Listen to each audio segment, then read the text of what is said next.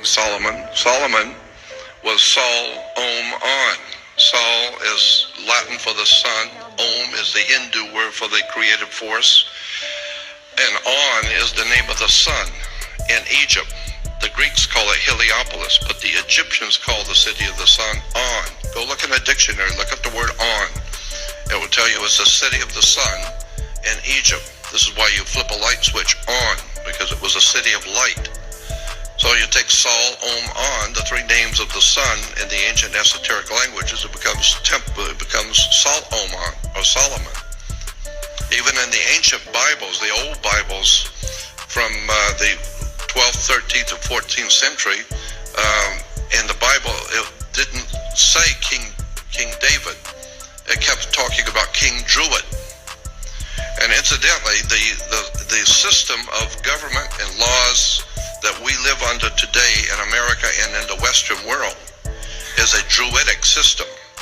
America is a Druidic country. Canada is Druidic. Like I said, Western civilization is a Druidic establishment. The Druids were a very powerful priesthood in Europe, even before the Roman Empire existed. And they were the attorneys, the lawyers, the religious leaders, the politicians. It was called the Druidic system. And one of the most important symbols in the Druidic system was a magic wand, like Merlin the magician with his magic wand. And orchestra leaders and conductors use a magic wand. That's a Druid symbol.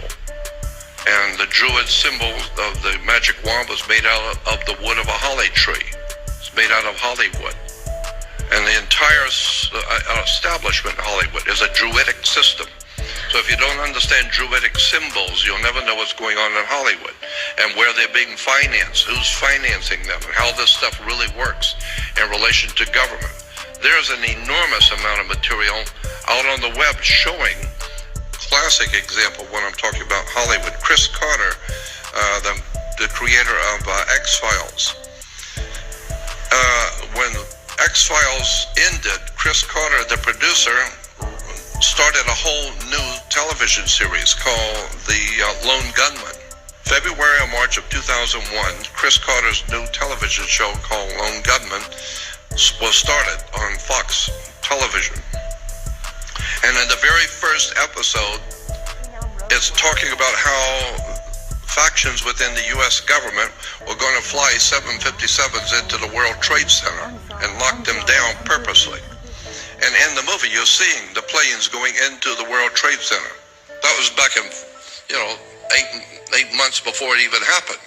Chris Carter is telling you something in the movie. And in the movie, they ask, well, why are these people in the government doing it? And one of the guys in government said, because we need to control the Middle East, we need to control the oil flow, we need to have a dominant place in the Middle East so that we can promote wars, which is good for business.